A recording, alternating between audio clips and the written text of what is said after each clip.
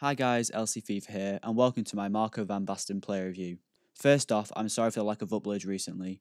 I recorded this footage a couple of weeks ago, but I haven't had time to finish the review off properly until now. As requested by a previous viewer, I'll be working on a draft video soon now I've had a chance to play FIFA consistently again. So starting off this review, this is the team I used Van Basten in at the time: Begovic in net, Bellerin, Koscielny, Bailly and Rose making up the back four, Guy, Torre, Lallana and Eriksen in midfield, with Sanchez and Van Basten in strike. At the time of recording, I had 19 goals and 3 assists in 10 games. He has so many great in-game stats, but just to name a few, his attack position at 96, finishing at 97 and composure at 92 are the ones that stood out to me the most. Moving into the clips, I'm going to start off with Van Basten's many positives. First off, his shooting ability. It took me a couple of games to get used to playing with him, and during this early short stage, I missed a couple of easy chances with him, probably because I had very high expectations of his finishing ability, given the stats.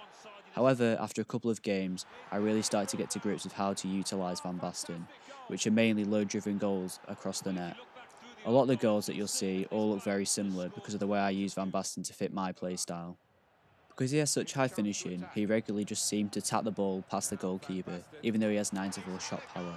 However, you can really feel this high stat when shooting from outside the box. His volley seemed really good when given the opportunity to use them, and his attack positioning allows him to continuously make runs through gaps in your opponent's defence. His weak foot also felt quite good at 4-star when inside the box. However, from experience, I would recommend trying to have a full control of the ball before shooting on his weaker side. Next, I'm going to talk about his passing. I was really quite surprised of how good his passing could be at times, both from short 1-2 passes and longer through-ball passes, both of which felt as if they were in the mid-80s stats. His heading ability was also excellent. Before using him, I had high expectations that he would win most of the battles in the air, and he did both for passing and shooting. 90 heading accuracy combined with a height of 6'2" and 85 jumping allows him to challenge most defenders from set pieces and crosses into the box. His final positive was his dribbling ability. Although I feel it didn't quite match the rating of 89, Van Basten still felt fluid on the ball once he got moving. 86 agility on a 6'2" player is also fairly uncommon, which adds to Van Basten feeling like a standout player on your team. Now, although there aren't many negatives for Van Basten, there are a couple that I'm going to discuss, starting with his 3-star skill moves.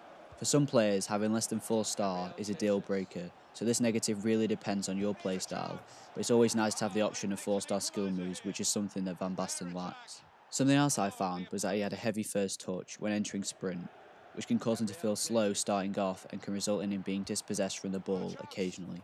The final negative is that I don't feel he lived up to his 82 strength. I don't know if this is because of his balance only being in the mid-70s, but he was a little disappointing in this area. He's not as weak as players such as Messi, but if you come up against a defender such as Bailly, it won't take much pressure for him to be pushed off the ball. Finishing off this review of Prime Icon Van Basten, I would say that he's one of the best strikers in the game. All of the positives I've mentioned make him almost a complete player to score goals for your team, and I'm sure that he can single-handedly win you games. His shooting ability reminds me of Alan Shearer, however I'd say he's a level above Shearer because of the increase in pace and dribbling stats. Overall, I'm going to give him a 9.2 out of 10. He's the best striker I've used so far, and probably will be the best I've used for the rest of FIFA. His SBC currently costs around 800k, which is cheaper than most other icon strikers. However, there are now cheaper alternatives available, such as Crespo and Larson, so it's really down to you if you feel he is worth the investment. Thanks for watching. If you enjoyed the video, please leave a like and don't forget to subscribe. If there are any videos you'd like to see in the future, please leave a comment and I'll be sure to get back to you.